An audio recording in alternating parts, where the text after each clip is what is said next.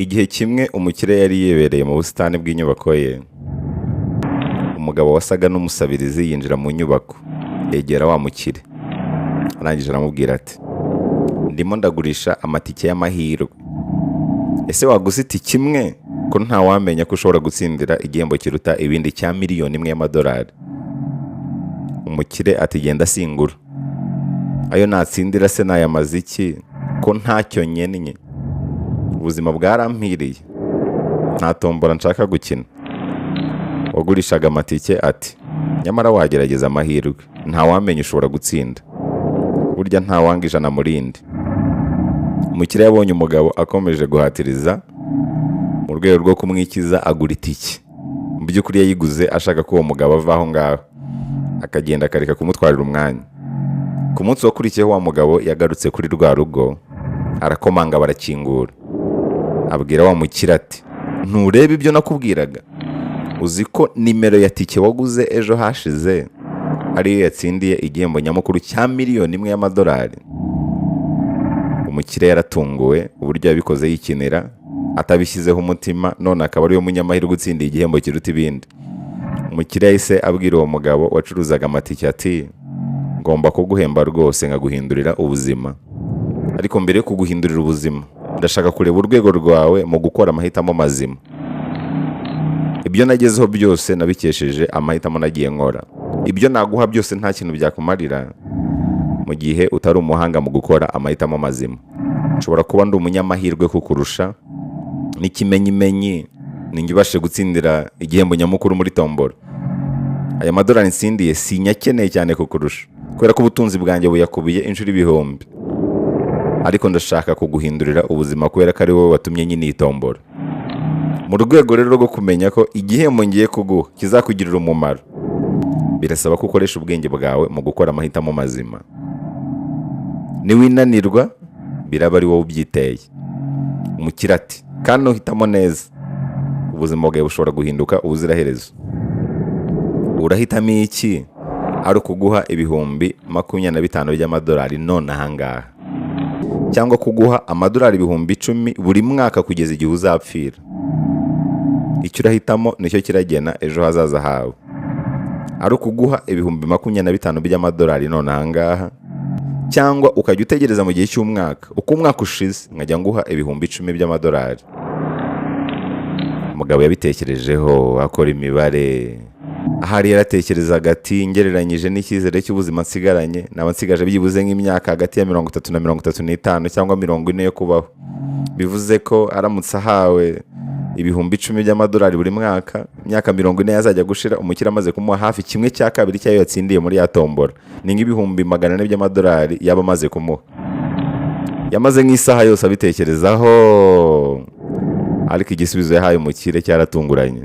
Nyuma y'umwanya munini atekereza, yaratunguranye ahita abwira umukire ati, mpereza ibyo bihumbi 25 by'amadolari bya nona. Umukire yarumiwe. Atese wabitekerejeho neza?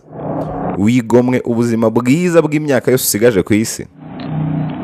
Umukire yumvaga ko yahitamo ibihumbi 10 buri mwaka, mu rwego rwo kumurinda ko yafata ibihumbi 25 by'amadolari icyarimwe bikamupfira ubusa kandi nta handi ategereje andi. Ariko agiye afata ibihumbi 10 bya buri mwaka, nubwo amwe yamuhombera, yabikuramo isomo ay'ubutaha akayakoresha neza gutyo kugeza igihe azapfira. Ariko umugabo yahisemo ibihabanye n'ibyo umukire yatekerezaga ko byamugirira umumaro. Umugabo yasubije umukire ati, mpisemo ibihumbi 25 by'amadolari bya nonaha, kubera ko burya iby'ejo ntawamenya. Njyewe ndimbara ubukeye. Mu bigaragara ntabwo ndi umunyamahirwe pe. Sinakwizera ko rero ubuzima bwama amahirwe yo kuramba.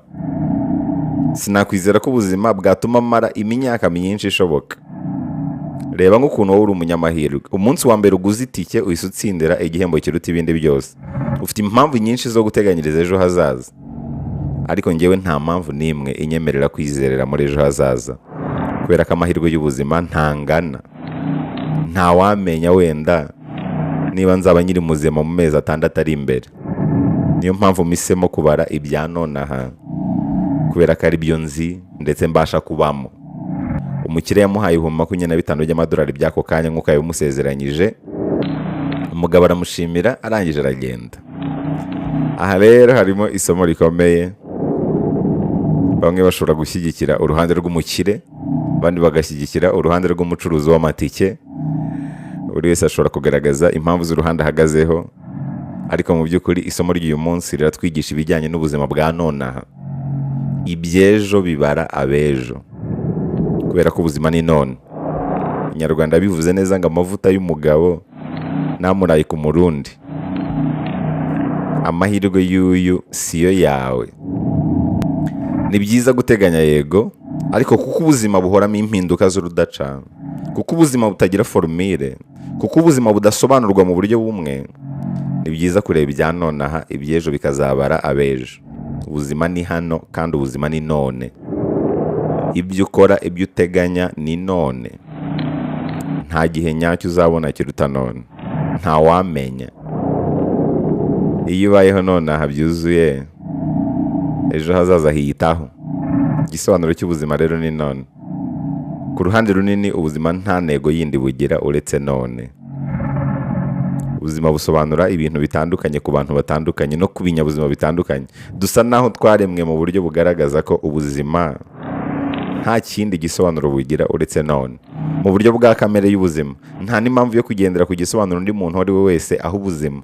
Icyo ubuha none nicyo gisobanuro cya nyacyo, kandi buri wese aba ari mukuri hatitaye ku gisobanuro cya buri umwe. Mu rugamba rwo gushaka gukabya inzozi rero, ubuzima bwacu tuburebera mu hahise, ahazaza, tukibagirwa none. Ubuzima bumeze nka taburo iriho ubusa.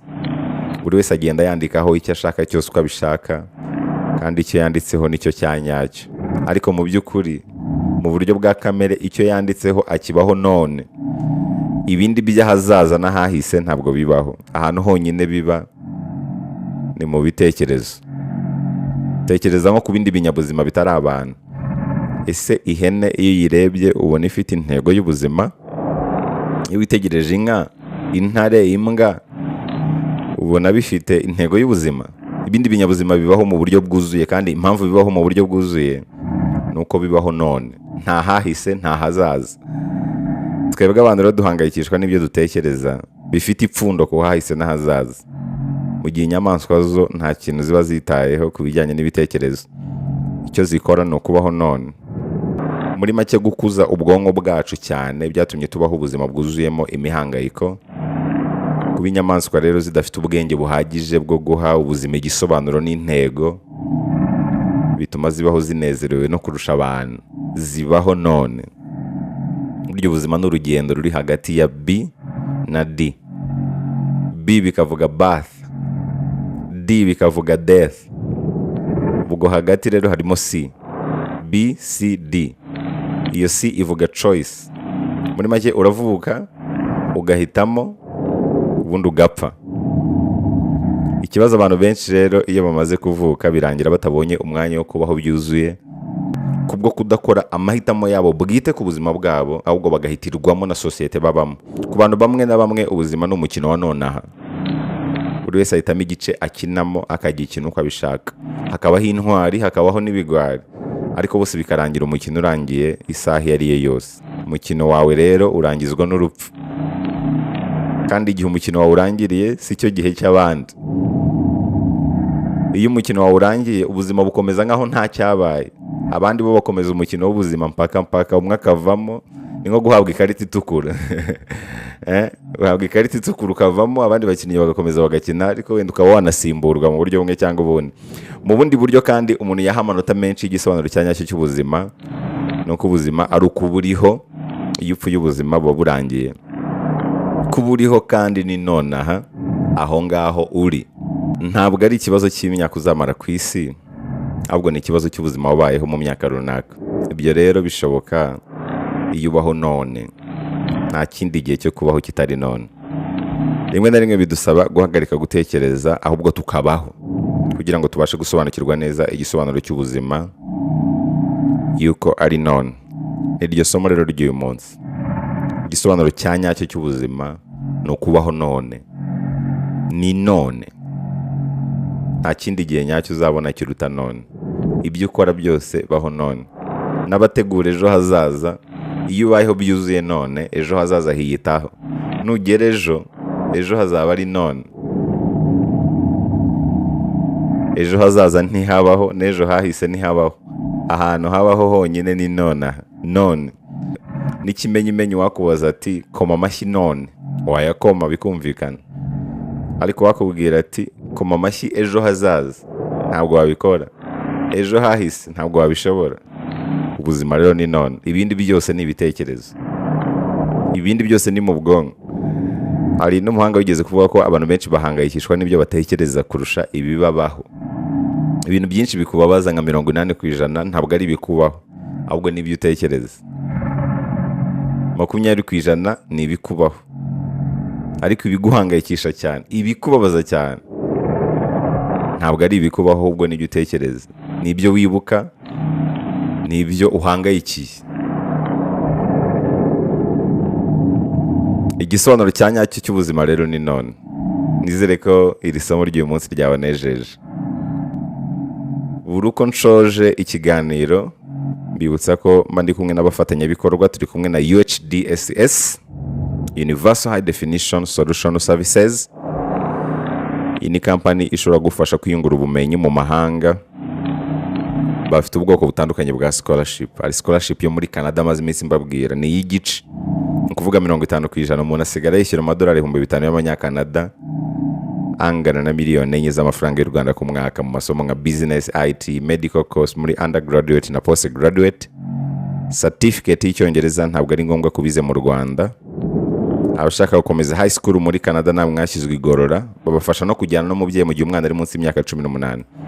Abafite amanota 73 kuri 73 babafitiye full scholarship muri Shiple. Hanyuma abashaka kwiga muri Turukiya bafite ibigo byishyura amadolari 500 ku mwaka, ariko ukiga mu Gitakish. Abashaka kwiga bisanzwe babafasha kwiga mu bihugu birenga 35 ku isi yose, harimo Canada, Leta Zunze Ubumwe za Amerika, UK, Espagne, Uburusiya, Polande, Malaysia, Australia n'ahandi hatandukanye. Ikindi abanyeshuri babo bafasha no mu zindi serivisi, harimo ubujyanama, ibijyanye na visa, ibijyanye n'aho kuba, ibijyanye n'iby'indege. Bafasha n'abantu basanzwe kuri bya bindi bya invitation z'amanama nko muri Leta Zunze Ubumwe za Amerika, i Burayi n'ahandi hatandukanye. Ku bindi bisobanuro wasura urubuga rwabo rwa internet ni y3.uhdss.com, ukareba n'abanyeshuri bagiye bafasha icyo babavugaho. Ushobora no kubahamagara kuri 0788 94 16 31. Ku bundi busobanuro burambuye wabagana, bakorera hara kwa Rubangura muri etage ya 2, umuryango wa 203. Bubahwe rero bitwa UHDSS.